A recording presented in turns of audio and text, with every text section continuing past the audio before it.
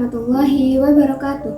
Perkenalkan, saya Lista Mardani dengan NIM 245211095 dari Prodi Manajemen Bisnis Syariah kelas 2C. Di sini saya ingin memenuhi tugas mata kuliah ilmu fikih yang diampu oleh Bapak Nur Hidayah Al-Amin.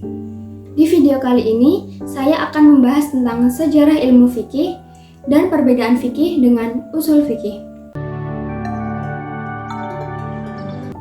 Fikih sendiri merupakan ilmu yang mempelajari hukum-hukum Islam yang berkaitan dengan perbuatan manusia, yang bersumber pada Al-Quran dan Sunnah. Ilmu ini berkembang seiring dengan kompleksitas kebutuhan masyarakat Muslim dalam menjalankan kehidupan sehari-hari sesuai dengan tuntutan agama. Dalam perkembangannya, sejarah fikih dapat dibagi menjadi 4 era utama. Yang pertama yaitu periode pertumbuhan atau pada masa Nabi Muhammad. Periode ini berlangsung selama masa kenabian yang sekitar 23 tahun sejak Nabi Muhammad menerima wahyu hingga wafat. Pada masa ini, Al-Quran dan Sunnah menjadi sumber utama hukum Islam. Nabi Muhammad berperan sebagai sumber hukum utama yang menjelaskan ayat-ayat Al-Quran dan memberikan contoh atau sunnah dalam perbuatan dan perkataan beliau. Jika ada permasalahan yang muncul, para sahabat langsung bertanya kepada Nabi dan beliau memberikan solusi berdasarkan wahyu atau ijtihad beliau. Pada masa ini, fikih belum merupakan disiplin ilmu yang mandiri dan terstruktur seperti sekarang ini. Penentuan hukum terhadap suatu masalah sepenuhnya berada di tangan Nabi Muhammad. Yang kedua yaitu periode pembinaan atau pada masa Khalifah Ar-Rasyidin. Periode ini dimulai setelah wafatnya Nabi Muhammad dan berlangsung selama masa pemerintahan 4 khalifah utama, yaitu Abu Bakar As-Siddiq, Umar bin Khattab, Utsman bin Affan, dan Ali bin Abi Thalib. Pada masa ini, para sahabat menghadapi tantangan baru karena wilayah Islam semakin luas dan permasalahan yang muncul semakin kompleks. Para sahabat yang memiliki pengetahuan mendalam tentang Al-Quran dan Sunnah berijtihad untuk mencari solusi atas permasalahan-permasalahan tersebut. Ijtihad dilakukan dengan berpedoman pada Al-Quran, Sunnah, dan prinsip-prinsip umum ajaran agama Islam. Selain itu, mereka juga menggunakan ijma sebagai salah satu sumber hukum. Pada periode ini, fikih mulai berkembang sebagai disiplin ilmu yang lebih terstruktur, tetapi belum sepenuhnya terkodifikasi. Yang ketiga yaitu periode kebangkitan atau era Tabi'in. Era Tabi'in berlangsung setelah masa Khalifah Ar-Rasyidin, yaitu pada masa pemerintahan Bani Umayyah dan Bani Abbasiyah. Tabi'in adalah generasi muslim yang tidak mengalami masa hidup bersama Nabi Muhammad, tetapi berguru kepada para sahabat. Pada masa ini, perkembangan fikih semakin pesat.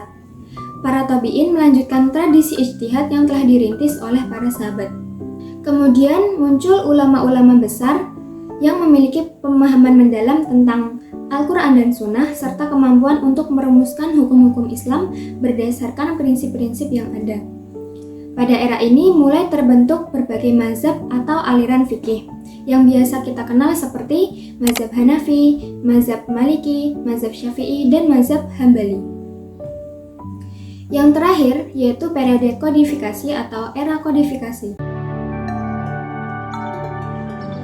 Periode ini ditandai dengan upaya pengumpulan dan pembukuan atau kodifikasi hukum-hukum Islam secara sistematis. Kodifikasi dilakukan untuk memudahkan umat Islam dalam mempelajari dan mengamalkan ajaran agama.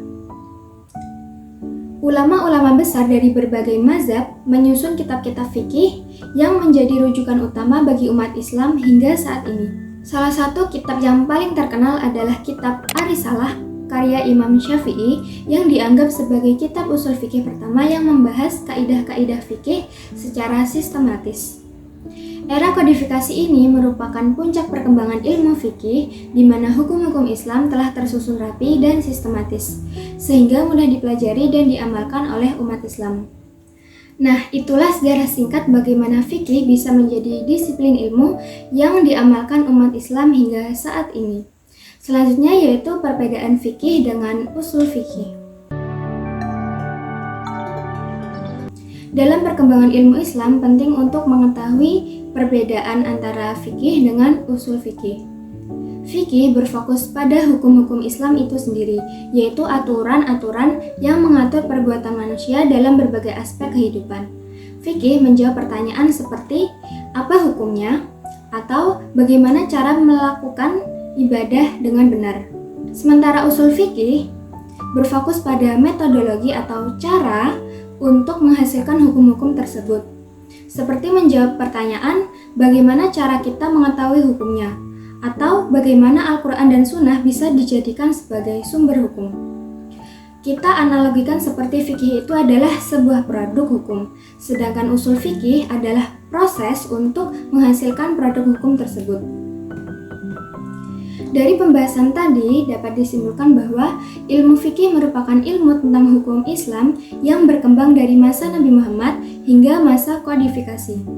Perkembangan ini dimulai dari Nabi sebagai satu-satunya sumber hukum, berlanjut ke masa sahabat yang mulai berijtihad, kemudian era tabi'in yang melahirkan mazhab-mazhab hingga akhirnya dibukukan secara sistematis. Dari sini kemudian muncul dua cabang ilmu, yaitu fikih yang berfokus pada produk hukum dan usul fikih yang fokus pada metode pengambilan hukum. Sekian dari saya tentang sejarah ilmu fikih dan perbedaannya dengan usul fikih. Semoga pembahasan ini dapat memberikan manfaat bagi kita dalam memahami dan mengamalkan ilmu fikih dengan baik. Sebagaimana disampaikan oleh Imam Syafi'i, barang siapa yang mempelajari fikih, maka akan mulia akalnya, sempurna pendapatnya, dan lebih kuat hujahnya. Terima kasih atas perhatiannya. Wassalamualaikum warahmatullahi wabarakatuh.